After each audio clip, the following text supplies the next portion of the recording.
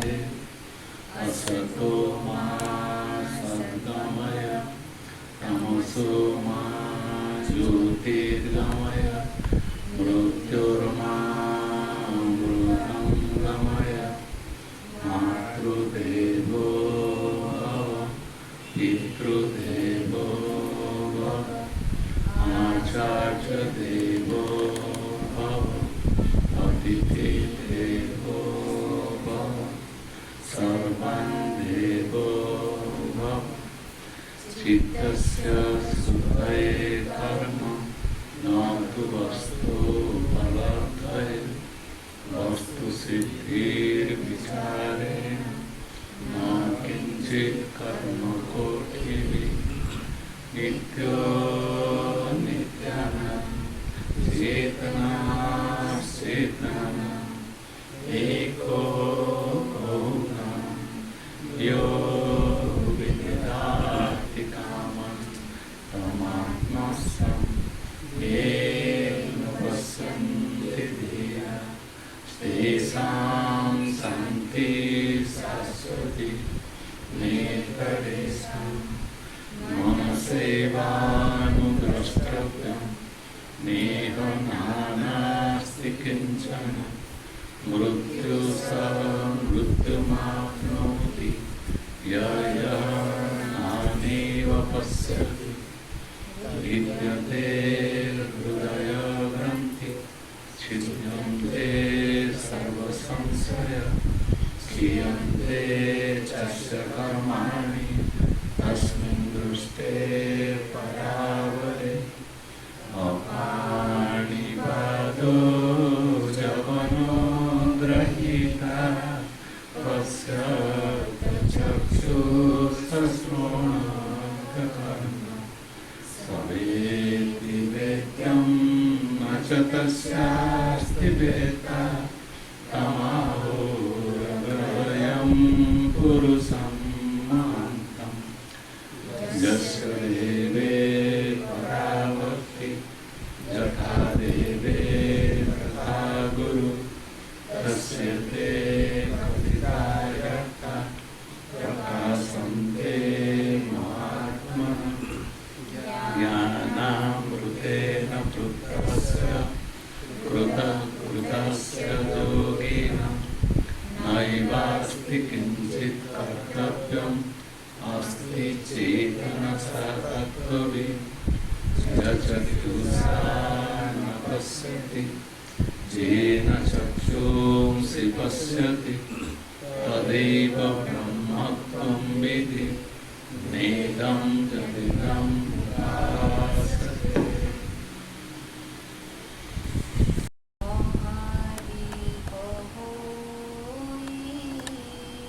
जे जाणो अछि सदा महादीप होई सिए आऊ के ही नुहे मुनि जैसे सिए आऊ के ही नुहे मुनि जैसे मुनि जैसे मुनि जैसे मुनि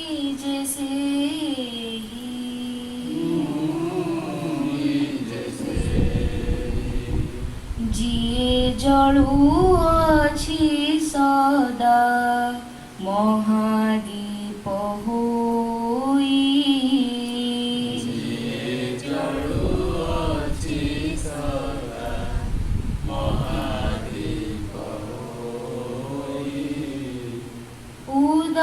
उदयस्तर जाहि नाही आडंबर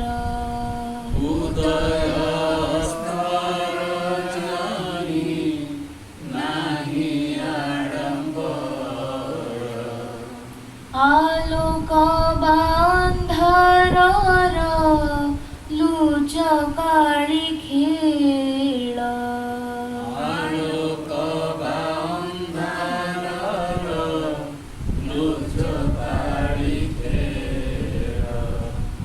શુદ્ધ શુદ્ધ રાજાહી ના થાય સોચના સુધા સુધા રાજાહી ન થાય સૂચના પાપ પુણ્યર વિચાર જે ઉઠી ઉઠે ના પાપ પુણ્યર વિચાર જે ઉઠી ઉઠે ના સબુ ચાલી જાય સીના સે જાય ના કાહી સહુ ચાલી જાય સીના સે જાય ના કાની સિએ આવું કહીનું હે મુનિ જૈસે સિએ આવું કહીનું હે મુનિ જૈસે મુનિ જૈસે મુનિ જૈસે મુનિ જૈસે મુનિ જૈસે ଯିଏ ଜଳୁଅଛି ସଦା ମହାଦୀପ ହୋଇ ଯିଏ ଜଳୁଅଛି ସଦା ମହାଦୀପ ହୋଇ ମନ ବାଣୀ ତା ଦେହଳି ଡେଇଁ ତ ପାରେ ନା ମନ ବାଣୀ ତା ଦେହଳି ନେଇ ତ ପାରେ ନା ପାଇବା ସାରେ ତାକୁ କେହି ତ ପାଏ ନା ପାଇବା ଆଶାରେ ତାକୁ କେହି ତ ପାରେ ନା ତା ପଛେ ଧାଇଲେ ସିଏ ଦୂରକୁ ପଳାଏ ତା ପଛେ ଧାଇଲେ ସିଏ ଦୂରକୁ ପଳାଏ ଭାବରେ ବାନ୍ଧିଲେ ଭାବାତୀତ ହୋଇଯାଏ ଭାବରେ ବାନ୍ଧିଲେ ଭାବାତୀତ ହୋଇଯାଏ ବୋଧ ଯାର ଶୁଦ୍ଧ ସିଏ ପାରେ ତାକୁ ଛୁଇଁ ଉଦଜାର ଶୁଦ୍ଧ ସିଏ ପାରେ ତାକୁ ଛୁଇଁ ଗୁରୁ କୃପା ବିନା ତାକୁ କେହି ପାଇ ନାହିଁ କୃପାବିନା ତାକୁ କେହି ପାଇ ନାହିଁ କେହି ପାଇ ନାହିଁ କେହି ପାଇନାହିଁ କେହି ପାଇ ନାହିଁ କେହି ପାଇନାହିଁ ଯିଏ ଜଳୁଅଛି ସଦା ମହାଦୀପ ହୋଇ ଯିଏ ଜଳୁଅଛି ସଦା ମହାଦୀପ ହୋଇ ନିର୍ଜନଇରେ ଯିଏ କରିପାରେ ସ୍ନାନ ନିର୍ଜନଇରେ ଯିଏ କରିପାରେ ସ୍ନାନ ଅଭୁକ୍ତର ଭୋଗ ପାଇ ବଳେ ଯାର ମନ ଅଭୁକ୍ତର ଭୋଗ ପାଇ ବଳେ ଯାର ମନ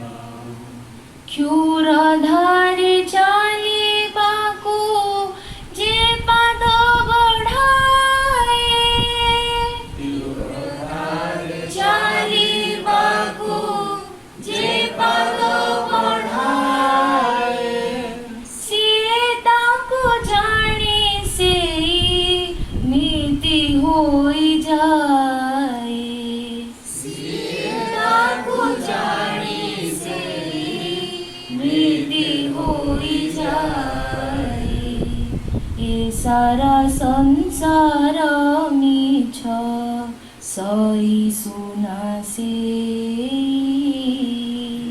सारा संसार मिछ सही सुनासे सिए आउ केही नुहे मुनि जैसे सिए आउ केही नोहे मोनि जैसे मुनि जैसे मोनि जैसे जिए जड़ू अछि सदा महादीप होई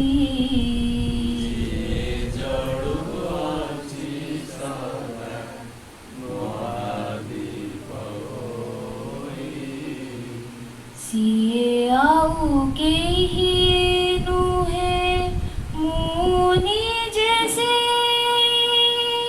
सिए आउ केही नोहे मोनि जैसे मुनि जैसे मोनि जैसे मुनि जैसे मोनि जैसे जिए जड़ू अछि सदा महादीप होई जड़ु अछि सदा महादीप होई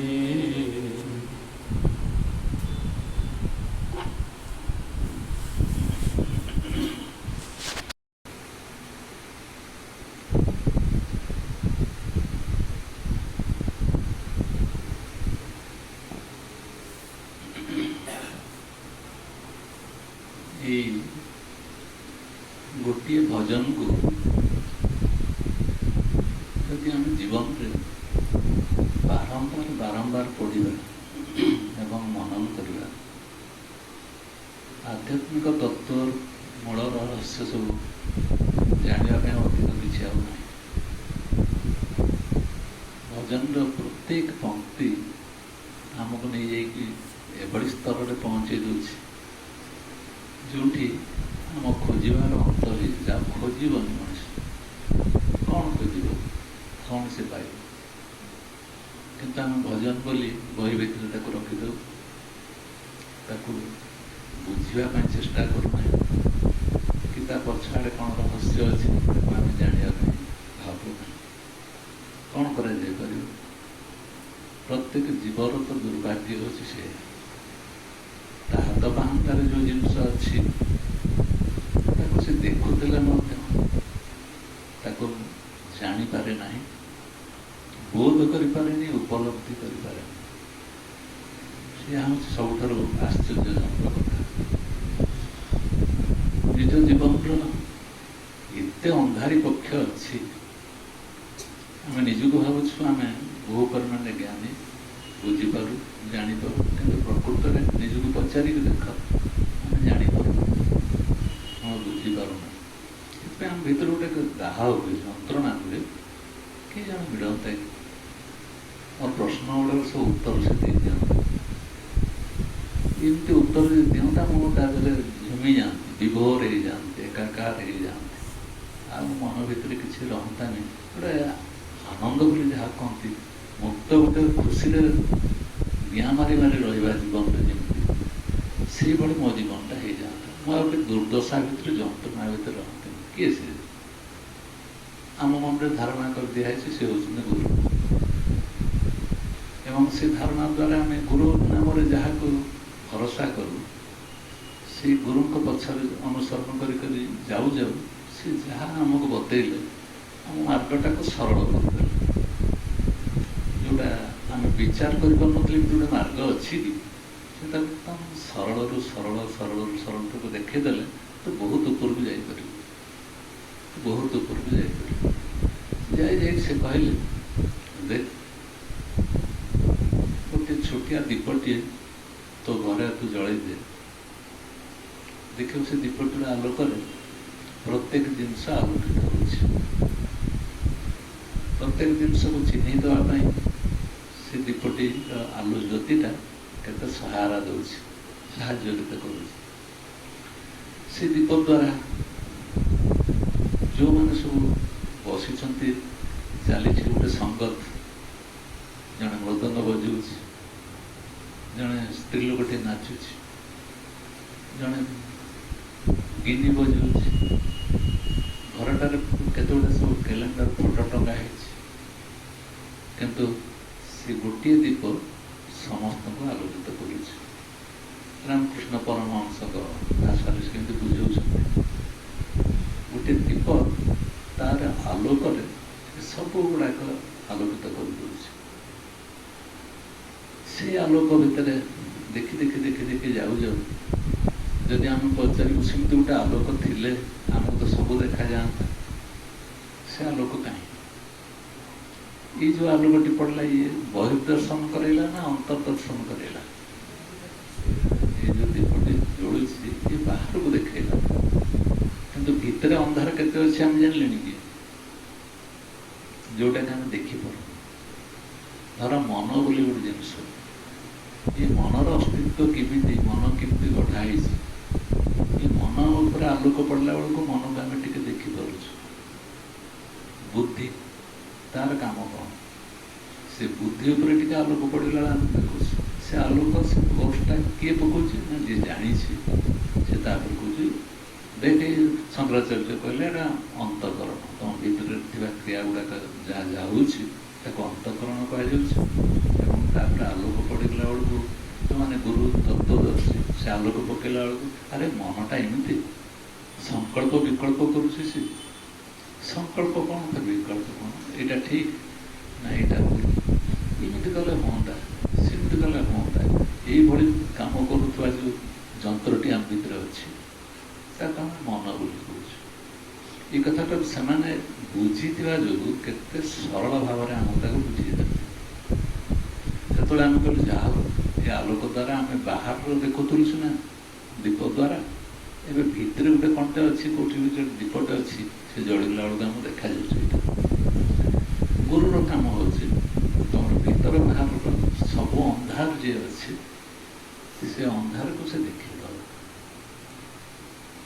ତମ ଭିତରେ ଯେଉଁ କ୍ରିୟା କରୁଛ, କର୍ତ୍ତା ହିସାବରେ କ୍ରିୟା କରୁଛ, ଭୋକ୍ତା ହିସାବରେ ଭୋଗ କରୁଛ, ଏଗୁଡ଼ାକ ମୁଁ କର୍ତ୍ତା ହେବିନି, ମୁଁ ଭୋକ୍ତା ହେବିନି, ମୁଁ କ'ଣ ହେବି ତାର ନା ଯିଏ କର୍ତ୍ତା ଭୋକ୍ତା ହେବା ପାଇଁ ଯାଉଛି ତାକୁ ମୁଁ ଦେଖିବି। ଗୁରୁ କହିଛନ୍ତି ମୁଁ ସାକ୍ଷୀ ରହିବି, ଦ୍ରଷ୍ଟା ଦେଖିବି।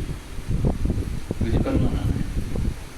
ଗୁରୁ ଯେତେବେଳେ କହିଛନ୍ତି ମୁଁ ତାକୁ ଦେଖିବି ନିଶ୍ଚୟ, କିନ୍ତୁ ଥରେ ଟିକେ ନିଜ ଛାତିରେ ହାତ ଦେଇକି କହିଲେ ଦେଖିବା, ମୋର ବୁଦ୍ଧିକୁ ମୁଁ ସକାଳୁ ସନ୍ଧ୍ୟା ଭିତରେ କେତେଥର ଦେଖିଛି, ମୋର ମନକୁ ମୁଁ ସକାଳୁ ସନ୍ଧ୍ୟା ଭିତରେ କେତେଥର ଦେଖିଛି।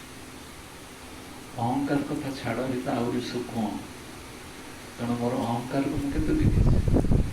ଯେତେବେଳେ ମୁଁ ଦେଖିପାରୁନାହିଁ ସେ ତ ମୋ ଭିତରେ ବଦ୍ଧ ହେଇକି ରହିଲା ନା ନାହିଁ। ଯାହାକୁ ମୁଁ ଦେଖିପାରୁନି, ମୋ ଭିତରେ ଗୋଟେ ଦୁର୍ବଳତା ଅଛି, ତାକୁ ଗୋଟେ ପଦାକୁ ବାହାର କରିଦେଲେ ସିନା ମୁଁ ପରିଷ୍କାର ହେଇଯିବି। ଆଉ ଯଦି ମୋ ଭିତରେ ଏଇଟା ରହିଗଲା ଏବଂ ମୁଁ ତାକୁ ଦେଖିଲିନି କି ଜାଣିଲିନି, ତାକୁ ଅନୁଶୀଳନ କଲିନି, ସେଟା କେମିତି କ'ଣ ହେବ? ତେଣୁ ଗୁରୁମାନଙ୍କର କାମ ହେଲା, ଯେଉଁମାନେ ଗୁରୁ ବା ତତ୍ତ୍ୱଦର୍ଶୀ ବା ବୋଧ କରିଛନ୍ତି ଯେଉଁମାନେ, ସେମାନେ ସେ କହୁଛନ୍ତି ତୋ ଭିତରେ ଯେଉଁ ଲୁଚିଥିବା ଏଇ ଜିନିଷ ଗୁଡ଼ାକ ଅଛି ତାକୁ ହିଁ ଗୋଟିଏ ଗୋଟିଏ ଗୋଟିଏ ଗୋଟିଏ ଖୋଲିକି ଆମେ ଦେଖେଇବୁ, ତା ଦେଖେଇ ଦେଉଛୁ। ତୁ ଯଦି କ୍ଷମତା ଅଛି, ତତେ ଯଦି ଭଲ ଲାଗୁଛି କଥାଟା ଠିକ୍, ତାକୁ ତୋ ନିଜ ମନକୁ ଦେଖ, ତୋର ବୁଦ୍ଧିକୁ ଦେଖ, ତୋର ଅହଙ୍କାରକୁ ଦେଖ, ତୋର ପ୍ରତ୍ୟେକ ଇନ୍ଦ୍ରିୟକୁ ଦେଖ, ତୋର ବାସନାକୁ ଦେଖ, ତୋର କ୍ରୋଧକୁ ଦେଖ, ତୋର ହିଂସାକୁ ଦେଖ, ତୋର ଘୃଣାକୁ ଦେଖ। ତୁ ତ ଘୃଣା କରିଦେଉଛୁ ଟିକେ କଥାରେ, କାହାକୁ ଘୃଣା, ସେ ଘୃଣା ଯିଏ ତୋ ଭିତରେ ସୃଷ୍ଟି କଲା ତାକୁ ଭଲକି ଦେଖିଲୁ କି ଘୃଣା କ'ଣ ପାଇଁ ଆସିଲା, କେଉଁ ସ୍ଥାନରୁ ଘୃଣା ତିଆରି ହେଉଛି ତାକୁ ଦେଖିଲୁଣି କି ନାହିଁ? ଜଣଙ୍କ ଉପରେ କ୍ରୋଧ କରିଦେଲୁ ତ ଗୋଟେ ମୁହୂର୍ତ୍ତକର ପ୍ରତିକ୍ରିୟା ଗୋଟେ ହେଲା, ଜଣଙ୍କ ଉପରେ ଆମେ କ୍ରୋଧ କରିଦେଲୁ, କିନ୍ତୁ କ୍ରୋଧଟାକୁ ବସିକି ତନ୍ନ ତନ୍ନ କରି ଦେଖିଲେ ଯେ ଆର ଉତ୍ପତ୍ତି ସ୍ଥଳ କେଉଁଠି, କେଉଁଠୁ କ୍ରୋଧଟା ସୃଷ୍ଟି ହେଲା ଆମେ ଦେଖିଲେଣି। ତାକୁ କେତେ ଦୁର୍ଭାଗ୍ୟ, ଆମେ ଗୁରୁଙ୍କ ପାଖରେ ବସିଛୁ କିନ୍ତୁ ଯେଉଁ ଯେଉଁ ଜିନିଷ ଗୁଡ଼ାକ ସେ ଆମକୁ ଦେଖେଇ ଦେବା ପାଇଁ ଚେଷ୍ଟା କରୁଛନ୍ତି, ଆମକୁ ପାଇଁ ଲାଗିଛନ୍ତି, ସେଇ ଜିନିଷ ଗୁଡ଼ାକ ଆମେ ଅନୁଶୀଳନ କରୁଛୁ। ଗୁରୁ ତାକୁ ଦେଖେଇ ଯାଇସାରିଲା ପରେ କ'ଣ କହିବା ପାଇଁ ଅଛି ନା, କହିବା ପାଇଁ ଗୁରୁ ମୋତେ ପଚାରିବା ଦରକାର ନାହିଁ, ତୁ ତୋ ଭିତରେ ଆଉ ଗୋଟେ ପ୍ରଜ୍ୱଳିତ ଦୀପ ଅଛି। ସିଏ ହେଉଛି, ତାର ଭାଷା ହେଉଛି ଶାସ୍ତ୍ରୀୟ ଭାଷା ସ୍ୱୟଂ ପ୍ରକାଶ। ଶାସ୍ତ୍ରୀୟ ଭାଷାରେ ତାକୁ ସ୍ୱୟଂ ପ୍ରକାଶ କରାଗଲା, ଅର୍ଥାତ୍ ନିଜେ ନିଜେ ଯିଏ ପ୍ରକାଶିତ ହେଉଛି। ସୁନ୍ଦର ଭାବରେ ସେ ଶବ୍ଦ ଗୁଡ଼ାକ ସବୁ ତା ଦେହରେ ଦିଆହେଇଛି। ଯିଏ ସ୍ୱୟଂ ପ୍ରକାଶ, ଯିଏ ପ୍ରକାଶିତ ହେଉଛି, ସେ ସବୁ ଗୁଡ଼ାକ ଜାଣିପାରୁଛି, ତାର ଭିତର ବାହାର ସବୁ ସେ ଜାଣିପାରେ। ଏଠି ଉଦୟ ଅସ୍ତ ନାହିଁ। ସେ ଯିଏ ଜାଣୁଛି ତାର ଉଦୟ ନାହିଁ କି ତାର ଅସ୍ତ ନାହିଁ, ତାର ଭଲ ନାହିଁ କି ତାର ମନ୍ଦ ନାହିଁ, ପାପ କ'ଣ ପୁଣ୍ୟ କ'ଣ ତା ପାଖରେ ନାହିଁ। ସିଏ ହେଉଛି ସବୁଠାରୁ ଶୁଦ୍ଧ, ସବୁଠାରୁ ନିର୍ମଳ। ଗୁରୁ ତାକୁ ଦେଖେ ଏ ଯେଉଁ ସ୍ୱୟଂ ପ୍ରକାଶ ତୋ ଭିତରେ ଯିଏ ଜଳୁଛି, ସେଇ ଦୀପରେ ତୁ ତୋର ସବୁ ଗୁଡ଼ାକ ଦେଖିପାରିବୁ, ତୋ ଭିତର ବାହାର ସବୁ ଗୁଡ଼ାକ ଦେଖିପାରିବୁ। ଯେଉଁଦିନ ଦେଖିପାରିଲୁ ତୁ କେଉଁ ସ୍ଥିତିରେ ପହଞ୍ଚିବୁ ନା, ସାକ୍ଷୀ ଅବସ୍ଥାରେ ପହଞ୍ଚିବୁ। ବିନା ସାକ୍ଷୀରେ କେହି କେବେ ଜାଣିପାରିବ ନାହିଁ ଯେ ଏଇସବୁ ଘଟଣା ଯାହା ଘଟୁଛି ମୁଁ ତାଠାରୁ ଅଲଗା ହେଇକି ଦେଖିପାରୁଛି ନା। ବହୁତ ସାବଧାନ ହେଇକି ଶୁଣ, ସାକ୍ଷୀ ଭାବଟା କେବଳ ସ୍ୱାମୀଜୀ କହିଛନ୍ତି ତା ନୁହେଁ। ଉପନିଷଦ ଗୁଡ଼ାକ ସବୁ ପଢ଼ି ସାରି ଗଲାବେଳେ ସେଇ ସାକ୍ଷୀ ଉପରେ ଗୁରୁତ୍ୱ ଦିଆଯାଇଛି। ଶଙ୍କରାଚାର୍ଯ୍ୟଙ୍କୁ ଦେଖ, ସେ ସାକ୍ଷୀ ଉପରେ ଦିଆଯାଇଛି। ଓଶୋଙ୍କୁ ଦେଖ, ସେ ସାକ୍ଷୀ ଉପରେ ହିଁ ଗୁରୁତ୍ୱ ଦେଉଛନ୍ତି। ସେ କହୁଛନ୍ତି ସାକ୍ଷୀ ହେଉଛି ଗୋଟେ ମିଡ଼ିଆ, ଗୋଟେ ମାଧ୍ୟମ। ତମେ ଯଦି ସାକ୍ଷୀ ଭାବରେ ପହଞ୍ଚି ପାରିନା, ତମ ଜୀବନର ପ୍ରତ୍ୟେକ ମୋମେଣ୍ଟ ବର୍ବାଦ ହେଉଛି। ଥରେ ସାକ୍ଷୀ ଭାବରେ ହେଇକି ଦେଖ, ତମେ ନିଷ୍ପାପ ହେଇଯିବ, ସେଇଟା ତମ ଉପରେ ପ୍ରଭାବ ବିସ୍ତାର କରିବ। ଏଇ ଟିକେ ଲାଗିଗଲା ଧୂଳି ଭଳି ଝାଡ଼ିଦେବ, ଯାହା ଘଟଣା ଘଟିଲା ଏମିତି ଧୂଳି ଭଳି ଝାଡ଼ିଦେବ, ତାପରେ ତମର କୌଣସି ଜିନିଷ ରହିବ। ସେ ସମୟ ତମେ ନିଜକୁ ଫେର ପରୀକ୍ଷା କରି ଦେଖ, ତମେ କେଉଁ ସ୍ଥିତିରେ ଅଛ, କେତେ ସୁନ୍ଦର ସ୍ଥିତିରେ ତମେ ଅଛ। ଏଇଟା ଦେଖିପାରୁଛି। ଯିଏ ସିନା କହୁଛି ବୋଧ ଯାହାର ଶୁଦ୍ଧ, ଏଇଠି ଗୋଟେ କୋଉଠି ଅଛି ସେ ଶବ୍ଦ, ବୋଧ ଯାହାର ଶୁଦ୍ଧ ସେ ପାରେ ତାକୁ ଛୁଇଁ। ଯିଏ ଜିନିଷଟାକୁ ବୋଧ କରିଯାଇଛି, ସେ ମହାଦୀପଟି କୋଉଠି ଅଛି, ତା ଜ୍ୟୋତିଟା କ'ଣ ତାକୁ ଛୁଇଁ ପାରୁଛି। ବୋଧ ଯାହାର ଶୁଦ୍ଧ, ଆମର ବୋଧ ଠିକ୍ ନଥିବା ଯୋଗୁଁ ବିଚାର କରି ଦେଖ, ପ୍ରତ୍ୟେକ ଅବସ୍ଥାରେ, ପ୍ରତ୍ୟେକ ସ୍ଥିତିରେ କ'ଣ ଖାଇବା, କ'ଣ ପିନ୍ଧିବା, କୋଉଠିକି ଯିବା, କ'ଣ କି କାମ କରିବା, ଆଜି କ'ଣ ଅଛି, କାଲି କ'ଣ ଅଛି, ଏଇ ଭିତରେ ମଣିଷ ଘାରି ହେଇଗଲା ପୁରା। ବୋଧ ତାର ଏପର୍ଯ୍ୟନ୍ତ ହେଲାନି ଯେ ମୁଁ ହେଉଛି ଯିଏ, ମୋର କାମ ହେଉଛି ସାକ୍ଷୀ ଭାବରେ ମୁଁ ରହିବା, କିନ୍ତୁ ମୁଁ ତ ଘଟଣା ସହିତ ପୁରା ଲିପ୍ତ ହେଇଗଲି। ଯେଉଁ ଘଟଣା ଘଟିଲା ମୁଁ ତା ଦେହରେ ଲିପ୍ତ ହେଇଗଲି, ତାଠାରୁ ଅଲଗା ହେଇପାରିଲି ନାହିଁ। ଗୁରୁ କୃପା ବିନା ତାକୁ କେହି ପାରିନାହିଁ। ଏ ଯେଉଁ ସାକ୍ଷୀ ଭାବରେ ବୋଧ ଶୁଦ୍ଧ ହେବା ପାଇଁ ହେଲେ, ବିନା ଗୁରୁରେ କାହାର ବୋଧ ବା ରିଏଲାଇଜେସନଟା କାହାରି ଶୁଦ୍ଧ ହେଇପାରିବ। ଗୁରୁ କିଏ ନା, ଗୁରୁ ବାହାର ଗୁରୁ ଦେଖିକି ଇଏ ମୋର ଗୁରୁ ବୋଲି ଆମେ କହୁଥିଲୁ, କିନ୍ତୁ ଯେଉଁଦିନ ଗୁରୁ ଆମ ପାଖରେ ପ୍ରକୃତ ଗୁରୁ ପହଞ୍ଚିଗଲା, ସେ ଦେଖେଇଦେବ ଯେ ତୋ ଭିତରେ ତୋରି ଗୁରୁ ପୂର୍ଣ୍ଣ ଏକଦମ ପ୍ରତିଷ୍ଠିତ ହେଇଗଛି, ପ୍ରତ୍ୟେକ ମୁହୂର୍ତ୍ତରେ ସେ ଅଛି। ଚମତ୍କାର ଜିନିଷ ସବୁ ଦିଆହେଉଛି। ନିର୍ଲଜ ନଈରେ ଯିଏ କରିପାରେ ସ୍ନାନ, ପଚାରନ୍ତି ମୋତେ ସମସ୍ତେ, ନିର୍ଲଜ ନଈରେ କ'ଣ? ଯିଏ ଏଇ ଅବସ୍ଥାକୁ, ଶୁଦ୍ଧ ଅବସ୍ଥାକୁ ପହଞ୍ଚିବ, ତାର ଲଜ୍ଜା କ'ଣ, ସଂକୋଚ କ'ଣ, ଗ୍ଲାନି କ'ଣ, ଖରାପ କ'ଣ, ଭଲ କ'ଣ, ସିଏ ତ ତା ଉର୍ଦ୍ଧ୍ୱଟା ସବୁକୁ ଦେଖିବା ହେଲା ତାର କାମ। ସେ ଲଜ୍ଜା କୋଉଠି ଆସିବ ତାର? ଆମେ ତାକୁ ବେଲଜ୍ଜା ବୋଲି କହୁଛୁ।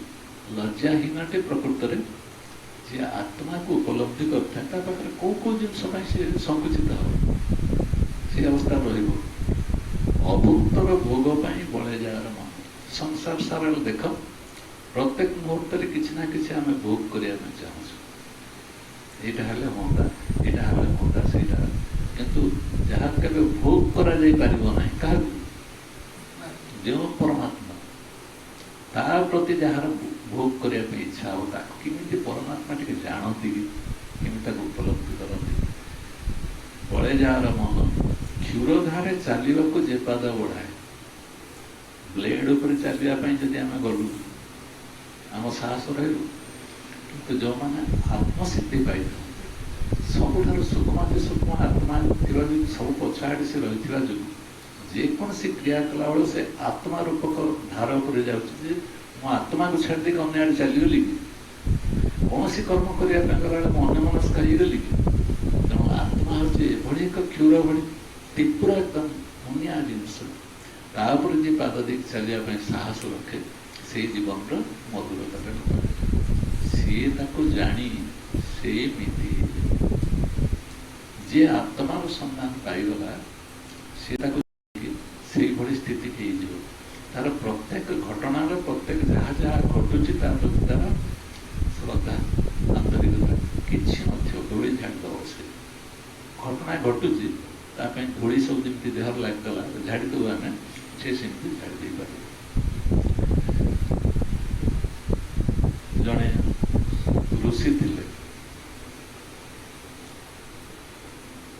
ଏବଂ ସେ ଋଷିଙ୍କର ଗୋଟେ ପାହାଡ଼ ଉପରେ ସେ ରହୁଥିଲେ ଏକଦମ ଉଞ୍ଚ ପାହାଡ଼ ଉପରେ। ଜଣେ ସାଧକ ଦିନେ ସେ ଋଷିଙ୍କ ପାଖକୁ ଯିବା ପାଇଁ ଚାହିଁଲେ। ଆଉ ଦୁଇ ଜଣ ଯୁବକ ସେମାନେ ବି ସେଇ ବାଟ ଦେଇକି ଯାଉଥିଲେ। ସେମାନେ ସେ ପାହାଡ଼କୁ ଡେଇଁ ଡେଇଁ ଡେଇଁ ଡେଇଁ ଗଲେ ଯାଇକି ପହଞ୍ଚିବେ ଋଷିଙ୍କ ପାଖରେ। ଏଇ ସମୟରେ ଗୋଟେ ମେଷପାଳକ ମେଣ୍ଢା ଚରଉଥିବା ଲୋକଟେ ସିଏ ତାର ମେଣ୍ଢାମାନଙ୍କୁ ଛେଳିମାନଙ୍କୁ ନେଇକି ସେ ପାହାଡ଼ ଉପରକୁ ଯାଉଥିଲା। ଯାଉ ଯାଉ ଗୋଟିଏ ମେଣ୍ଢା ଛୋଟେଇ ଛୋଟେଇ ଯାଉଛି ଚାଲିପାରୁନି ତା ଗୋଡ଼ରେ ଆଘାତ ଲାଗୁଛି। ଇଏ ମେଷପାଳକଟି କ'ଣ କରୁଛନ୍ତି ତାକୁ ଛାତରେ ପିଟୁଛି ପିଟି କହୁଛି ଚାଲ ତାର ତ ଅଭ୍ୟାସ ଶବ୍ଦ ସେମିତି ଯାଏ। ଏଇ ସମୟରେ ସେ ଯେଉଁ ସନ୍ନ୍ୟାସୀ ସେ ଅଛନ୍ତି ଉପରେ ତାଙ୍କୁ ପାଇଁ ଯେ ସାଧକଟି ଯାଉଥିଲା ସେଟା ଦେଖୁଛି ସେ ଦୃଶ୍ୟ। ଏଇ ସମୟରେ ଜଣେ ବୃଦ୍ଧ ଆସିକି ପହଞ୍ଚିଲେ। ପହଞ୍ଚି କଲେ ଛେଳିଟାକୁ ଯଦି ନାଇଁ ମେଣ୍ଢାଟାକୁ ଯଦି ମୁଁ ଟେକିକି ନେଇଯାଏ ପହଞ୍ଚି ଦିଏ ଯେଉଁ ଜାଗାରେ ତମେ ଯାଉଛ ତମର କିଛି ଅସୁବିଧା ହବ କି? କାହାକୁ ପଚାରିଲା? ମେଷପାଳକୁ ମେଣ୍ଢା ଚରେଇବା ପାଇଁ ନଉଥିଲା। ସେଇଠୁ ଗୋଟିଏ ଯୁବକ ତାର ଟିକେ ଦେଖିଲା ଦେଖି ହସିଲା ପିଣ୍ଡା ଓଲୁ ଦେଖ ଏ ବୁଢ଼ା ଗୁଡ଼ାକ ସବୁ ପିଣ୍ଡା ଓଲୁ ୟାଙ୍କର ବୁଦ୍ଧି ସୁଦ୍ଧି କିଛି। ଇଏ କ'ଣ କରୁଛି ନା ସିଏ ତ ତାର ଛେଳିଟାକୁ ତା ବାଟରେ ସେ ନେଉଥିଲା ତୁ କାହିଁକି ତାକୁ ନେଇ କୋଳ କରିକି ନେବା ପାଇଁ ଯାଉଥିଲୁ କ'ଣ ପାଇଁ ଯାଉଥିଲୁ? ଆଉ ଜଣେ ଯୁବକ ଥିଲା ସେ କହିଲା ନାଇଁ ନାଇଁ ଏଇଥିପାଇଁ ଯାଉଛି ବେଚାରା ଛେଳିଟି ଯାଇପାରୁନି ତା କଷ୍ଟ ଟିକେ ସମ୍ବେଦନା ତା ପାଖରେ ଆସିଲା ତେଣୁ ସେ ନେଇକି ଗଲେ। ନନେଲେ ଅସୁବିଧା ହେଇଥାନ୍ତା ତାଙ୍କୁ ଖରାପ ଲାଗିଥାନ୍ତା। ଏଠୁ ସେ ପଚାରିଲେ ସାଧକ କ'ଣ ପାଇଁ ତାକୁ ଖରାପ ଲାଗିଥାନ୍ତା? ଏ ଦୁଇ ଜଣ କଥାବାର୍ତ୍ତା ହେଉଛନ୍ତି। ସାଧକ ପର୍ଯ୍ୟନ୍ତ ଯାଇନା କ'ଣ ପାଇଁ ନା ଏଇଥିପାଇଁ ଯେ ଛେଳିଟା କଷ୍ଟ ପାଉଥିଲା। ସେ ଛେଳିଟାକୁ ନ ନେଇଗଲେ ଯଦି ଇଏ ଯେଉଁ ମେଷପାଳକଟି ଅଛି ସିଏ ବି ତା ଗୋଡ଼େଇକି ନେବାର କଷ୍ଟ ହେଉଥିଲା। ଏଇସବୁ ଜିନିଷ ଗୁଡ଼ାକ ଚିନ୍ତା ତାଙ୍କ ମୁଣ୍ଡରେ ରହିଯାଇଥାନ୍ତା ଭାବି ହେଇଥାନ୍ତେ ସେ ବରଂ ସେଥିପାଇଁ ସେ ନିଜେ ଟେକିକି ତାକୁ ନେଇଗଲେ ଗଲା। ଏବେ ଚିନ୍ତା କଲା ନହେଲେ ପଛରେ ଭାବିଥାନ୍ତେ ଯେ ମୁଁ କାହିଁକି ଛେଳି ମେଣ୍ଢାଟାକୁ ଟେକିଲି ନାହିଁ କାହିଁକି ତାକୁ ନେଲି ନାହିଁ ଏ ଅସୁବିଧା ହେଇଥାନ୍ତା। ଏଇଭଳି ଭାବରେ ଯାଉ ଯାଉ ସେ ସାଧକକୁ ପଚାରିଲେ କହିଲେ ଇଏ କ'ଣ ଇଏ ଯାହା କଲେ କ'ଣ ସବୁ ଠିକ୍ କି? ଆଉ ନହେଲେ ପଛରେ ଚିନ୍ତା କରିଥାନ୍ତେ ନାହିଁ ସେମିତି କିଛି ନାହିଁ। ଯେଉଁ ମେଣ୍ଢା ମେଷପାଳକ ଯିଏ ଥିଲା ସେ ତ ତା ବାଟ ଗଲା କିନ୍ତୁ ବିଚରା ଏଇ ଛେଳିଟି ତାର କିଛି ଭଲ ମନ୍ଦ ବିଚାର କରିବାର କ୍ଷମତା ଅଛି। ସେ ଯେମିତି କୋଳ କରି ନେଲା ଏଇଟା ତାକୁ ସେମିତି ଶୋଇପଡ଼ିଲା। ଛେଳିଟିର କିଛି ଚିନ୍ତା କରିବା ପାଇଁ ନାହିଁ। ଏଇ ସାଧକ କହିଲେ ଏଇଭଳିଆ କ୍ରମରେ ସଂସାର ଚାଲିଛି। ତାପରେ ଏମିତି କଥାବାର୍ତ୍ତା ହେଇକି ଏମାନେ ଯାଇକି ସେ ପହଞ୍ଚିଲେ କେଉଁଠି? ସେ ଋଷିଙ୍କ ପାଖରେ। ସେ ଋଷିଙ୍କ ପାଖରେ ଗଲାବେଳକୁ ଏମାନେ ଦେଖିଲେ ଯେଉଁ ବୃଦ୍ଧଟାକୁ ଟେକିକି ନେଉଥିଲା ସେ ବୃଦ୍ଧଟି ହେଉଛି ସେ ଋଷି। କାହାକୁ ନେଉଥିଲା? ମେଣ୍ଢାକୁ ଯେ ଟେକିକି ନେଉଥିଲା। ସେଇଠୁ ସେ ସାଧକ କହିଲା ଆରେ ମୁଁ କହୁଥିଲି ସେ ବୃଦ୍ଧଟି ପଛରେ ଦୁଃଖ କରିଥାନ୍ତେ କି ମନ ଦୁଃଖ था कौन करता किंतु से कथा नुहे मु बुझीपारे ऋषि प्रकृति में कौन ये छेलीटा को टेकिक नेला बेले कष्ट है मेढा छेली कहीदे नेला बेले कष्ट है कौन कि कौन ना से विषय सी चिंता करते यहाँ हूँ ऋषि मान लक्षण जी क्या नेले कि कौन कले से भूली जाती मुझा कली भूली जाती तेणु जी ज्ञानी से प्रत्येक मुहूर्त कौ स्थित रहे ना से साक्षी भाव रोकवा जो घटनाटा कौन घटला से सागे सागे तार साक्षी तार भूली जाए कि आम कौन करूँ आमर प्रत्येक घटनाटा आम भीतर पूरा लाखी रहे से घटना को आम बारंबार बारंबार साक्षी कड़े पड़ाए कि जो मैंने गुरुतुल्य लोक जो मैंने साधु सन्थ से प्रत्येक मुहूर्त रेस मान बच या पूर्व मुहूर्तटा कौन थिला से पास से जीवनटा गोटे लोभनीय मधुर लगे देखिले आमको लगे कि किमती मनीष किसी फिलिंग्स ना आम जोटा कहू आमर तो एत फिलिंग्स सब आस जो 3 जन मनीष जाऊे छेली मेढा मेढा मेषपाड़क एमाने 3 जन भीतर विभिन्न चिंता आसला ना ना विभिन्न प्रकार भाव आसला ना ना किंतु जो वृद्धटी टेकिक ना मन में कि प्रकार प्रतिक्रिया थी घटना घटला छेड़ी मेढाटी कष्ट पाऊँच मुझे टेकिक नहीं गली यहाँ मन रखी कहीं घटना तो ता बाटर घटीगला यही जन्म मृत्यु ठार आरंभ करके परिवार घर देश जाति वर्ण सबुठी आम अटकिक अच्छे अटकिक रही साक्षी भाव न रही पारे जने प्रकृत आनंद पाइपर ना आमको स्वामीजी बारंबार सचेतन कर साक्षी रुह साक्षी रुह साक्षी रुह यहाँ तुम कम आम के शुणुवा कोटि कोटि बार शुणुचे कि आम साक्षी स्थिति थे भी पहुँची पारिना साक्षी हवाटा जमी आम स्वभाव बाहर जिस कि गुरु कहते साक्षी हूँ तुम असली स्वभाव तुम से संकीर्ण पथ देकी तुम निजे निज जगह पहुँचो महादीपर तुम परिणत से तुम पहुँच जाऊँ ये तुम कौन करने पड़ो 3टी जिनस सावधान होगापी पड़ो जदि साक्षी तुम रोच ना तुम बंधा गोटे नौका भाई आओ से नौकाटा जमी बंधा गोटे जगार जापे कड़े तुम से बंधा रही संसार आ कड़े जापर आनंद कौन तक बुझीपर देख कौन लिखिं स्वामी देहर शून्यता नंबर 1 है देहर शून्यता विचार शून्यता भावर शून्यता को जी अतिक्रम कर साक्षी मिल देख पॉइंटा कौन नंबर 1 है देहर शून्यता गुरु तू देह नुहे तू देहर किए ना दृष्टा साक्षी केते थर कहूँ तू देह नुहे तू देह नुहे तू देह नुहे तू देहर दृष्टा एवं साक्षी पंचभूत तैयारी कहीं बुझापी जामि तू देह नुहे बुझे बुझे तर्जमा कर प्रमाणित करदे तू देह नुहे ये देह थी जो तू नारी तू पुरुष तू मूर्ख तू पंडित तू विद्वान तू गुणी तू ज्ञानी हजार प्रकार चिंता कर ये देह को नहीं किंतु तू देहर शून्यता बुझीपार मो देह नुहे मो देहर दृष्टा मो साक्षी तेणु तुझे बांधिक रखी सारा संसार को किए नहीं देह भावटा सारा संसार को बांधिक रखी ना नहीं परीक्षा कर देख आम यदि प्रकृत में बंधा रही कौ खुंड में बंधा गोटे देह ना पिछाटे आसला असरपाटे आसला झिटिपिटे पड़ला आम केते बड़ निआ मारुଛୁ गोटे साप पशि आसला आम कड़े जाऊँ माकड़टा आसला ये तार घर द्वार उठा पका कला माकड़ माकड़ सी आसिक कहला माकड़ बोलते कहूँ तुम छात उपरे हगी दी पड़ेगा कहला माकड़ माकड़ हो ना कदी दी पड़ेगा गोटे माकड़ को देखला बेलू गोटे बेंग को देखला बेलू गोटे साप को देखला बेलू तुम डिया मारुଛୁ कहीं मो देह को काले कणा क्षतिग्रस्त कर तेणु से कहते देहर शून्यता ये सब बीज मंत्र गुड़ा ଯଦି ଆମେ ବୀଜ ମନ୍ତ୍ରଟାକୁ ମନେ ନ ରଖିବା, ପ୍ରୟୋଗ ନ କରିବା ଜୀବନରେ, ବର୍ବାଦ ହେବ। କ'ଣ କରିବା ପାଇଁ ପଡ଼ିବ?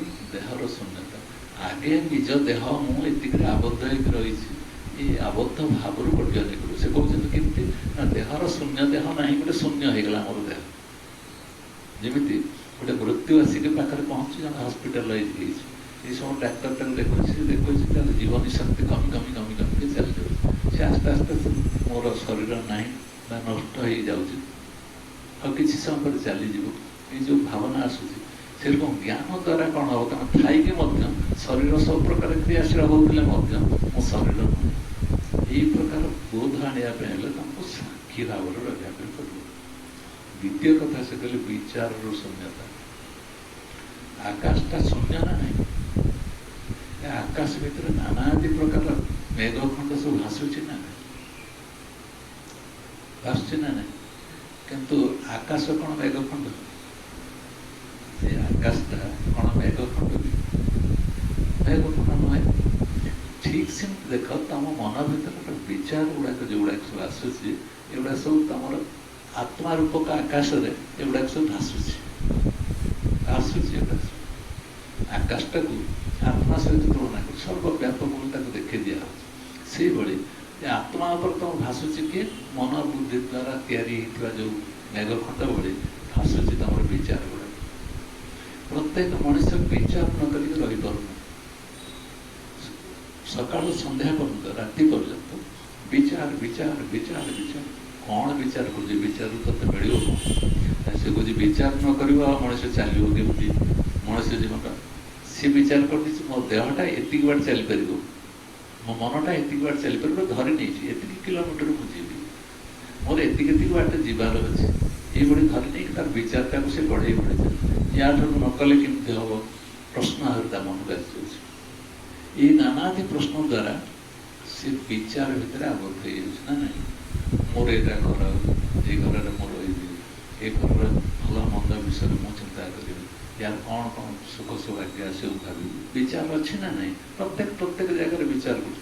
ମା ତାର ସନ୍ତାନ ପାଇଁ ବିଚାର କରୁଛି, ପିତା ତାର ସନ୍ତାନ ପାଇଁ ବିଚାର କରୁଛି, ଗୁରୁ ତାର ଶିଷ୍ୟ ପାଇଁ ବିଚାର କରୁଛି। ବିଭିନ୍ନ ପ୍ରକାର ବିଚାର ହିଁ କାମ କରୁଛି ମଣିଷ ଭିତରେ। ପ୍ରତ୍ୟେକ ସମୟରେ ବିଚାର ହିଁ କାମ କରୁଛି। ଏଇ ସମୟରେ ମେଘଖଣ୍ଡଟା ଆସୁଛି, ଆମେ ଦେଖୁଛୁ କେମିତି ସୂର୍ଯ୍ୟଙ୍କର କିରଣ ହେଲା ଗୋଟେ ଧାରି ହେଇକି ଗୋଟେ ନାଲି ଜରି ଭଳି ମେଘ ଉପରେ ଗୋଟେ ଜିନିଷ ଭାସିଯାଉଛି। ସେମିତି ଆମ ମନ ଉପରେ ନାନାଦି ପ୍ରକାର ବିଚାର କେତେବେଳେ ଜରି ଲଗେଇ ଦେଉଛି, କେତେବେଳେ ଗୋଟେ କଳା କଳା ହେଇକି ଭାସିଯାଉଛି। ସେଇଟାକୁ ତେଣୁ ବିଚାର କରି ଦେଖିବୁ ଯେ ଆମ ମେଘଖଣ୍ଡ ଇଏ ପ୍ରକୃତରେ ଆଉ କିଛି ନାହିଁ, ଇଏ ଖାଲି ଖାଲି ଆସିଛି ଯିବ। କୁହତ ଦେଖିବା ଏ ପୃଥିବୀରୁ ଯେତିକି ମଣିଷ ଚାଲିଗଲେଣି, ଏ କରୋନା ପିରିୟଡ଼ରେ ଯେତିକି ମଣିଷ ପଳେଇ ସାରିଲେଣି, ଏ ସମସ୍ତେ ବିଚାରର ସମଷ୍ଟି ହେଇକି ଥିଲେ ନା ନାହିଁ? କେତେ କେତେ ବିଚାର ତାଙ୍କ ଭିତରେ ଥିଲା। ଆମେ ତାକୁ ଯେ ମନୋଜ ଦାସ ଜଣେ ବଡ଼ ସାହିତ୍ୟିକ ଗଲେ, ଆମେ କହୁଛୁ ଅମୁକି ଆଉ ଜଣେ ବଡ଼ ରତ୍ନାକର ଚୟନୀ ଗଲେ, ଆମେ କହୁଛୁ ଆଉ ଇଏ ଯେଉଁମାନଙ୍କୁ ଆମେ ଜାଣିଛୁ, ଏମାନେ କ'ଣ ଗୋଟେ ମସ୍ତିଷ୍କର ଗୋଟେ ବିଚାରର ସମଷ୍ଟି। ଇଏ ଚାଲିଗଲା ବେଳକୁ ବିଚାରଟା ନେଇକି ସେମାନେ ଯଦି ଗଲାବେଳକୁ ତାକୁ ଆମର ମୁନି ଋଷିମାନେ କହୁଛନ୍ତି ଏଇ ଯେଉଁ ବିଚାର ଗୁଡ଼ାକ ତୁମ ଭିତରେ ପୁଞ୍ଜୀଭୂତ ହେଇଯିବ, ଏ ତୁମକୁ ଆଉ ଗୋଟେ ବିଚାରକୁ ନେଇଯିବ, ଅର୍ଥାତ୍ ପୁନର୍ଜନ୍ମ ଦେଇଦେବ। ଏଠି ରହିକି ଯେଉଁଗୁଡ଼ାକ ସତ୍ୟ ବୋଲି ବିଚାର କରିକି ତୁମେ ନେଉଛ, ଖୁସି ବୋଲି ବିଚାର କରିକି ନେଉଛ, ଏଗୁଡ଼ାକ ତୁମକୁ ଆଉ ଗୋଟେ ପୁନର୍ଜନ୍ମର କାରଣ ହେଇଯିବ।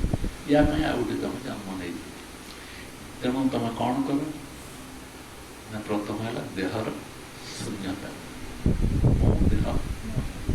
ତାପରେ ହେଲା ବିଚାରର ଶୂନ୍ୟତା, ଏ ଦେହକୁ ନେଇକି ବିଚାର ବି ଆସୁଛି, ତାହାରି ଅନୁସାରେ ସଂସାର ତିଆରି ହେଉଛି। ତୃତୀୟରେ ଆସିଲା ଭାବର ଶୂନ୍ୟତା। ଇମୋସନାଲ ଆମେ ହେଉନୁ କି? ମୋ ଛୁଆଟା ପଡ଼ିଗଲା, ମୋତେ ଚାହିଁକିରି ଗୋଟେ କ'ଣ ଲାଗୁଛି, କିଛି ମୋ ପିଲାଟାକୁ ସିଆଡ଼େ ଦୌଡ଼ିକି ଯାଉ ଯାଉ ବାଟରେ ଆଉ ଜଣଙ୍କ ସାଙ୍ଗରେ ଆଘାତ ହେଇଗଲା, କିଛି ଗୋଟେ ପରିସ୍ଥିତି ଆସିକି ତିଆରି ହେଇଗଲା, ଗୋଟେ ଭାବ ତିଆରି ହେଇଗଲା, ସେ ପିଲାଟା ବସିକି କ'ଣ ମୋ ପିଲାଟା କହିବ, ସେ କିଏ କି କ'ଣ ଅଛି କି ତାର, ଆମର ଭାବ ତିଆରି ହେଉଛି। ଏଇ ଯେଉଁ ଭାବ ଗୁଡ଼ାକ ଆସି କ'ଣ କରୁଛି ନା ଆମ ଜୀବନକୁ ମଧ୍ୟ ସମ୍ପୂର୍ଣ୍ଣ ଭାବରେ ଆକ୍ରାନ୍ତ କରି ରଖିଛି। ମନର ଇଏ ଆମକୁ ଘେରିକି ରଖିଛି।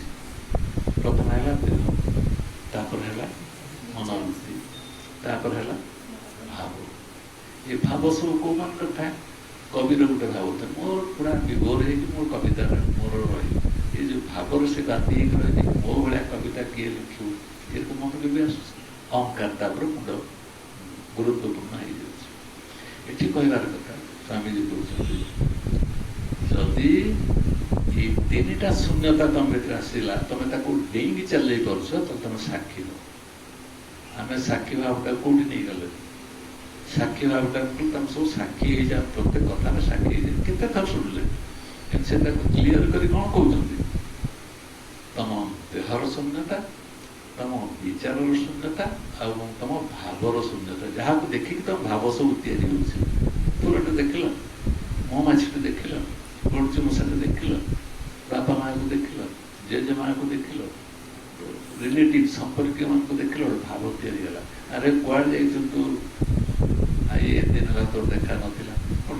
भाव ये जो भावकार तुमको टाणिक आउ जन सामने लाखी अठा भाया लाखी दूसरी ना नहीं तुम साक्षी से समय मुझे आई बोली कहीकि जहाँ को कलाकृत कली ये मुझे देखुची ना नहीं केमी मो कलाकृत कल तुम हाथ शीघ्र तुम जन भल पाच आलिंगन करने जा तो साक्षी ता पचर अच्छे सावधान जब अच्छ तुम आलिंगन कर गोटे पत्थर को जड़े आलिंगन कला भाया लगे कि जो मैंने भाव भितर बुड़ी रही विचार भितर बुड़ी रही से पूरा आलिंगन कला भाया एकाकार किंतु सत्यटा हूँ दूरे रुह एगुड़िक सब हूँ विपदर कारण जी स्थिति पहुँचीगला कौन सी कौन अवस्था रक्षी अवस्था द्वितीय पर्याय कहते लक्ष्य मिलगला पिलाटी बेलू आम लक्ष्य तैयारी कर तू ये बाटे गले ठीक तू से बाटे गले ठीक तू एमती कले एमती हम तू सेमती कले लक्ष्य गुड़ाक आम भर बाहर से गुड़ा सब तैयारी लक्ष्य जो मैंने उपलब्धि कर सारी बोध कर सारी से लक्ष्य हूँ कौन ना तू जो तोर साक्षी भावटा तो दृढ़ दृढ़ हो स्वाभाविक हो तो लक्ष्यटा आपे सिद्ध हो तू जहाँ कर जीवित था समुद्र भीतर था आकाश भीतर था मेघमाला भीतर था पृथ्वी अक्षर था जोड़ था ना कहीं तू साक्षी भाव रही तू निर्मल भाव उड़ी जा किसी कौन परिस्थिति बाधा देवाई किए दरकार ना ये कह जी तीनोटी भितर कौन सी गोटिक बंधा ही रही है मन रहे प्रथमटा कौन द्वितीयटा कौन तृतीयटा कौन भाव मन रो अरे तीन टा भितर जी बंधा रहा तार ना लक्ष्य अच्छी ना जीवन किसी महत्व अच्छी ना किसी उपकारता पाखे अच्छी से कहे तीनोटी भितर कौन सी गोटिक जी बंधा ही रही जाए तुम देहर बंधा ही रुह कि तुम विचार बंधा ही रुह कि भाव बंधा तुम्हें बंधा ही पड़े गोटे बंधा रही लोकटी के गोटे सुख को अनुभव कर गोटे कुकुर गोटे भालुटा को नहीं सर्कस बांधिकी नाकर गोटे बड़ाटे पूरे दी बांधिकी सी बेचारा गण को जाइए तार गणता तार गणता से रही खाद्यपेय सब दिया भालू राति बसिक लाइट रे बसिक नाचब ये काम पक्षीटा तार आकाश उड़ता तुम नहीं आसिक आउ जगह रख तार स्वतंत्रता रहा तार आनंद रहा ठीक सेमती मनुष्य आनंदर उत्सटा किए कौटी मनुष्य आनंद रही से कहते सी लक्ष्य स्थल में पहुँची पारे ना ये तीन टा ठार अलग है जी साक्षी भाव न रही पारा जीवन लक्ष्य को पाइपर सब पाइब धन ऐश्वर्य प्रतिपत्ति विद्वत्ता सम्मान उपाधि सब गुड़ाक पाइब कि भितर गोटे कौन ना कौन जगह एक शून्यता थी एक असंतोष थी असंतोष कारण हूँ होता ये भावटा भीतर रही जो असंतोष से असंतोष मलापंदा मनुष्य जाए ये असंतोष से कौन हो से असंतोष पाखे से बंधा है ना नहीं उदाहरण दे से लक्ष्य स्थल में पहुँची पारे ना जमी बंधा होता नौका बंधा होता मनुष्य ये संसार का आसला बेटे टिके छुआ था ଡିଆଁ ମାରୁଥିଲା, ଉଲଗ୍ନ ହେଇକି ସେ ଡିଆଁ ମାରୁଛି, ଉଲଗ୍ନ ଫୁଲଗ୍ନ ତାକୁ କ'ଣ ଜଣା ନାହିଁ, ଆରାମରେ ଡିଆଁ ମାରୁଛି, ଖେଳୁଛି, ଆଖି ଆଗରେ ଆମେ ଦେଖୁଛୁ, କିଛି ଚିନ୍ତା ନାହିଁ ଯେ କରୋନା ଆସିବ ତାକୁ ଗ୍ରାସ କରିବ, ଏସବୁ ଭାବନା ତାର ନାହିଁ, ସେ ତାର ଡିଆଁ ମାରୁଛି। ଏଇ ଡିଆଁ ମାରୁଥିବା ପିଲାଟି ଦିନେ ଯେତେବେଳେ ଆସ୍ତେ ଆସ୍ତେ ଆସ୍ତେ ଆସ୍ତେ ବଡ଼ ହେଉଛି, କେମିତି ଏ ସଂସାରର ପ୍ରତ୍ୟେକ ଜିନିଷ ସହିତ ତାର ଆଟାଚମେଣ୍ଟ ସମ୍ପର୍କ ରହୁଛି ଏବଂ ସେ ମୋର ବୋଲି କହି ତାର ଟାଣି ହେଇକି ରହୁଛି। ମୋ ପିଲା, ମୋ ଘର, ମୋ ଚାକିରି, ମୋର ବ୍ୟବସାୟ, ମୋର ଅମୁକ ଆସିଗଲା ନା ନାଇଁ, ସବୁ କ'ଣ ପାଇଁ ଆସିଛି ନା ଏଇ ତିନିଟା ରୋଗ ତାକୁ ଧରିଛି। ଗୋଟେ ଦେହ ଭାବରେ ସେ ବୁଡ଼ିକି ରହିଛି, ଗୋଟେ ବିଚାର ମନ ବୁଦ୍ଧିର ଯୋଉ ଖେଳ ତାହା ଭିତରେ ବୁଡ଼ିକି ରହିଛି, ଆଉ ଗୋଟେ ଭାବ ଜଗତ ତା ଉର୍ଦ୍ଧ୍ୱକୁ ଉଠି ଯାଇକି ଆଉ ଗୋଟେ ଭାବ ଜଗତ ସେ ଯୋଉଠିକି ସମ୍ବେଦନା ତା ଭିତରେ ପ୍ରକାଶ କରୁଛି, ଏଇ ଜଗତରେ ସେ ବୁଡ଼ୁଛି। କିନ୍ତୁ କୁହାହଉଛି ଏଇ ତିନିଟି ଯାକ ତମଠୁ ଟିକେ ଦୂରେଇକି ରହିଲା ବେଳେ ଯଦି ତମେ ରହିପାରିଲ, ତାହେଲେ ତମ ଜୀବନର ମଧୁରତାଟା ଆସିଯାଇପାରିବ। ସେଇ ସାକ୍ଷୀ ଭାବରେ ରହିବା ପାଇଁ ମହାପୁରୁଷମାନେ ନାନା ବି ଉଦାହରଣ ଆମକୁ ଦେଇଛନ୍ତି। କେମିତି ସାକ୍ଷୀ ଭାବରେ ଜଣେ ରହିବ ତାର ଉଦାହରଣ ବହୁତ ଭାବରେ ଦିଆହେଇଛି ଏବଂ ସେ ଉଦାହରଣ ଗୁଡ଼ିକ ଯେତେବେଳେ ଆମେ ପଢ଼ୁ, ବଢ଼ିଆ କହିଲେ ରାମକୃଷ୍ଣ ପରମହଂସ, ବଢ଼ିଆ କହିଲେ ରଜନୀଶ, ବଢ଼ିଆ କହିଲେ ଅମୁକି ସାଧୁ, ବଢ଼ିଆ କହିଲେ ଅମୁକି, ଏଇ ନାଁ ଆମେ କହୁଛୁ, କିନ୍ତୁ ସେଟା କ'ଣ ହେଉଛି ନା ଆମ ଭିତରେ ଥିବା ଦୁର୍ବଳତାଟାକୁ ସେ ପଦାକୁ ନେଇ ଆସୁଛି। ଆମ ଭିତରେ ଯେଉଁ ଦୁର୍ବଳତା ଅଛି, ଆମେ ସମସ୍ତେ ସେଇ ରୋଗରେ ଆକ୍ରାନ୍ତ। ଏଇଟାକୁ ସେ ପଦାକୁ ଆଣିକି ଗପ ମାଧ୍ୟମରେ କହିଦେଉଛି, ଆମକୁ ଭଲ ଲାଗୁଛି, ଯାହା ହଉ ଏଇଟା ବଢ଼ିଆ ଗପ। ବଢ଼ିଆ ଗପ କହିବାର ଅର୍ଥ ହେଉଛି ମୋର ଯେଉଁ ଅଭାବ ଥିଲା ସେ ଅଭାବ ପ୍ରତି ସେ ଗୋଟେ ଆଲୁଅ ପକଉଛନ୍ତି, ପକେଇକି ଦେଖେଇ ଦେଉଛି ତୋ ଭିତରେ ଏଇ ଦୁର୍ଗୁଣ ସବୁ ଅଭାବ ଅଛି। ସେଇଥିପାଇଁ ଆମେ କ'ଣ କରୁଛୁ ନା ତାକୁ ଭଲ କହିଲୁ, ଯାହାକୁ ଭଲ କହିଲୁ ତାକୁ ତ ଲୋକ ପସନ୍ଦ କରିବା କଥା, ଯୋଉଟା ଭଲ ଜିନିଷ ତାକୁ ଜୀବନରେ ଧାରଣ କରିବା କଥା। ସାକ୍ଷୀ ଭାବ ଯେହେତୁ ସବୁ ଭାବର ସବୁ ରୋଗର ମୂଳକୁ ନିଷ୍କାସନ କରିବ, ସବୁ ମେଡିସିନ ଯଦି ଆମେ ସେ ଗୋଟିଏ ଔଷଧରେ ପାଇପାରିବା, ତାହେଲେ ତାକୁ ଖାଇବା ନା ଅନ୍ୟ ଗୁଡ଼ାକ ବ୍ୟବହାର କରିବା। କିନ୍ତୁ ମନୁଷ୍ୟ କ'ଣ କରୁ, ତାକୁ ଛାଡ଼ି ଦେଇକି ଅନ୍ୟାନ୍ୟ ଜିନିଷ ସେ ବ୍ୟବହାର କରୁଛି। ଫଳରେ ନୌକାଟି ବନ୍ଧା ହେଇଛି, ସ୍ରୋତଟିଏ ଯାଉଛି ନଈର, ଦେଖିଥିବ ସବୁ କେମିତି ନାଚୁଛି, ସେ ଡଙ୍ଗାଟା ନାଚୁଛି, କୂଳରେ ତାକୁ ଲଙ୍ଗର ପକା ହେଇଛି, ନାଚୁଛି ଡଙ୍ଗାଟା। ସେମିତି ମନୁଷ୍ୟ ଗୋଟେ ଜାଗାରେ ବନ୍ଧା ହେଇଛି, ଗୋଟେ ଜାଗାରେ, କିନ୍ତୁ ଭାବୁଛି ମୋର ସବୁ ଗୁଡ଼ାକ ମୋ ପାଖାପାଖି ଅଛି, ଅନେଇଥିବ ତା ପାଖରୁ ଆସ୍ତେ ଆସ୍ତେ ଆତ୍ମୀୟ ସ୍ୱଜନ ଯିଏ ସବୁ ଅଛନ୍ତି ଗୋଟିଏ ଗୋଟିଏ ଚାଲି ଯାଉଥିବ, ଗୋଟିଏ ଗୋଟିଏ ଗୋଟିଏ ଗୋଟିଏ ଗୋଟିଏ ଗୋଟିଏ ଚାଲି ଯାଉଥିବ। ସେତେବେଳେ ସେ କ'ଣ କରିବେ, ପରେ ମସ୍ତିଷ୍କତା ଗଣିତ, ହଉ ସଂସାର ତ ଆସିଛନ୍ତି ଏକଲା, ଯିବା ଏକଲା, କେଡ଼େ କେଡ଼େ ଦାର୍ଶନିକ କଥା ସବୁ କହିବେ, କିନ୍ତୁ ନିଜେ ବିଚାର କରିବ ନାହିଁ ଯେ ମୁଁ ଏଇ ପ୍ରକାର ସଂକଳ୍ପ କରି ଏଇଭଳିଆ ଦୃଢ଼ତାକୁ ମୋ ଭିତରେ ରଖିଥିବା ଯୋଗୁଁ, ମୁଁ ସାକ୍ଷୀ ଭାବରେ ରହିଥିବା ଯୋଗୁଁ ମୁଁ ଜୀବନକୁ ଜିଇ ପାରିଛି, ଜିତି ଯାଇଛି। ମୁଁ ଜୀବନକୁ କେମିତି ଜିତିବା ପାଇଁ ପଡ଼େ, କେମିତି ଜୀବନର ମହକକୁ ଅନୁଭବ କରିବା ପାଇଁ ପଡ଼େ, ଯିଏ ସାକ୍ଷୀରେ ରହିଥିବ ସିଏ ସିନା ବୁଝିପାରିବ, ଯିଏ ସାକ୍ଷୀ ଭାବରେ ନାହିଁ ସେ ଜୀବନର ମହତ୍ଵକୁ କସ୍ମିନ୍ କାଳେ ବୁଝିପାରିବ ନା। ଏଇଥିପାଇଁ କୁହାହେଉଛି ଆମେ ମହାପୁରୁଷଙ୍କୁ ଏଇଥିପାଇଁ ଆମେ ଅନୁସରଣ କରୁ, ସେମାନେ ଏଇ ବୋଧ ସ୍ତରରେ ତାକୁ ପହଞ୍ଚି ଯାଇଥାନ୍ତି, ବୋଧ ସ୍ତରରେ ପହଞ୍ଚି, ସେମାନେ ଫାଲତୁ କଥା କୁହନ୍ତି ନାହିଁ, ଯାହାକୁ ଅନୁଭବ କରିସାରିଛନ୍ତି, ବୋଧ କରିସାରିଛନ୍ତି, ସେଇ କଥାଟିକୁ ସେମାନେ କହନ୍ତି।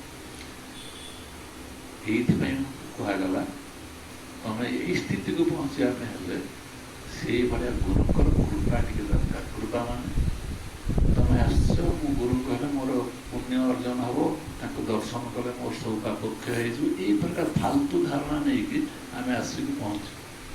କିନ୍ତୁ ଯେଉଁ ବାକ୍ୟଟି ସେ କହନ୍ତି, ସେ ବାକ୍ୟକୁ ଆମେ ତା ଓଜନ ବୁଝିପାରୁ। ମନ୍ତ୍ର ମୂଳମ୍ ଗୁରୁ ବାକ୍ୟ, ସେ ଯେଉଁ ଶବ୍ଦଟା କହୁଛନ୍ତି ମନ୍ତ୍ରିତ ଅଭିମନ୍ତ୍ରିତ ହେଇକିନା ତା ଭାଇବ୍ରେଟ୍ ହେଇ ଆମ ଭିତରେ ତାର ଶବ୍ଦଟି ପହଞ୍ଚି ଯାଉଛି, ଆମ ଭିତରେ କମ୍ପିତ କରିଦେଉଛି, ଆମ ଶରୀରକୁ, ଆମ ବିଚାରକୁ, ଆମ ଭାବକୁ କମ୍ପନ ସେ କରୁଛି। ତେଣୁ ଏଇଭଳି ସ୍ଥିତିରେ ପହଞ୍ଚିବା ପାଇଁ ଗୁରୁର କୃପା ଦରକାର। କେତେବେଳେ ଗୁରୁ କୃପା ରଖ, ତମେ ତା ପ୍ରତି ଯେତେବେଳେ ତା କଥା ଉପରେ ବିଶ୍ୱାସ ଏବଂ ଆସ୍ଥା ରଖେ। ଯଦି ସେଟା ନାହିଁ ତମର, ତମେ ଯେତେ ଯାହା ଚେଷ୍ଟା କଲେ ମଧ୍ୟ ଜ୍ଞାନ ଆହରଣ କରିବା ପାଇଁ ତମ ପୁସ୍ତକୀୟ ଜ୍ଞାନ ହେଇକି ରହିଯିବ, ତମେ ଏଇ ତିନିଟି ଯାକ ବନ୍ଧା ହେଇଥିବା ସ୍ଥିତିରୁ ଉଦ୍ଧାର ପାଇପାରିବ। ତେଣୁ प्रकार शब्द से आमको दिए जहाँ देख से चेहरा को खोज जहाँ तुम शरीर जन्म पूर्व थिला मो जन्म हाँ पूर्व मोर केमतिका शरीर थिला खोजुन जो चेहरा देहर मृत्यु पर रही है हाँ ये शरीर जन्म पूर्व थिला जो चेहरा देहर मृत्यु पर रही है मो जन्म पूर्व मो चेहरा केमी एवं मृत्यु पर केमती रही कौट रही है केमती रही है देखुन जन्म मृत्युर मध्यवर्ती चेहरा तो पितामाता प्राप्त हो जन्म पूर्व मुझे जन्म पर मुझे रही भिन्न जगत आ मझे जो जगत शरीरटा मुझे देखुचा पितामाता द्वारा तैयारी तेणु यह तुम्हें नुह या तुमर नुह पितामाता धार सूत्र पाई शरीर ये तुम्हें नुह कि तुमर नुह ये सब वाक्य कहीपर किए कहीपर सी आउटे आउटे निज भितर परिष्कार परिच्छन्न भाव शुद्धता को प्राप्त होम सद्गुरु को सत्पुरुष को एम वाक्य भितर इमिति मर्म थाए कालांतर हो जापे कालर परिवर्तन हो जापे विभिन्न सभ्यतार परिवर्तन हो पाए किंतु अस्तित्व कथा को जो मैंने कहते भूल हम एमाने कहा कथा कहते अस्तित्व असवा सत्यर कथा कहते मोर अस्तित्व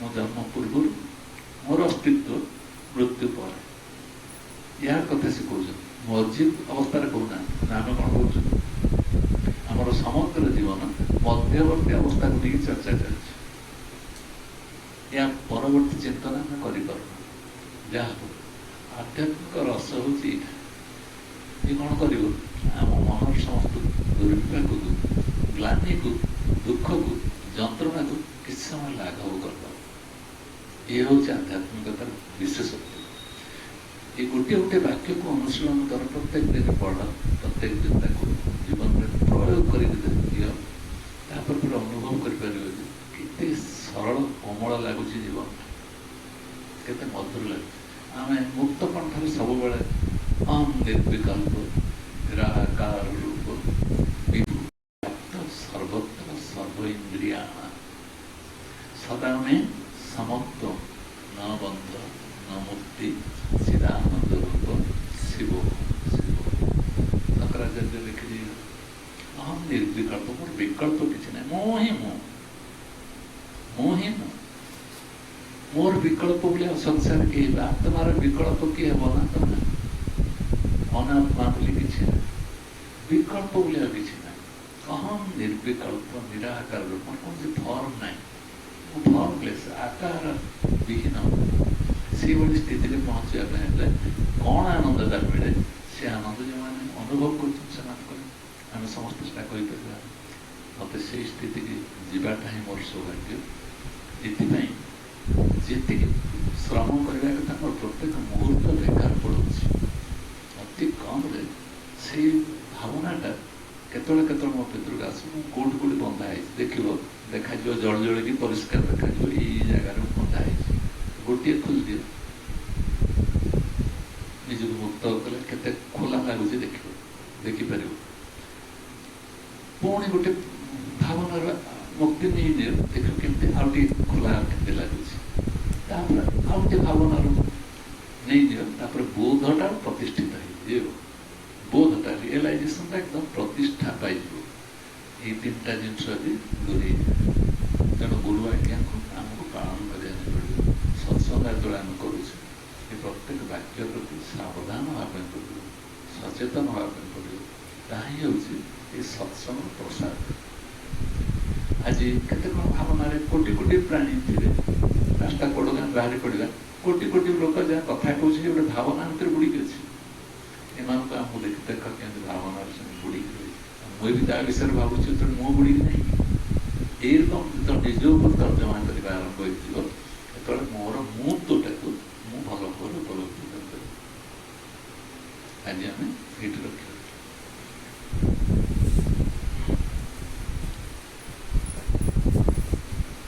ओम पूर्णमद पूर्णमिदं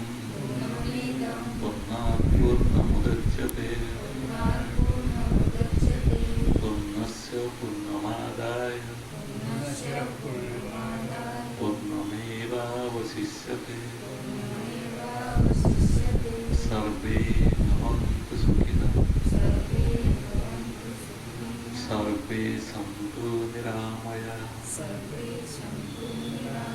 सर्वे भद्राणि पश्यन्तु मा कश्चित् दुःखभाग् भवेत् ॐ शान्तिः शान्तिः शान्तिः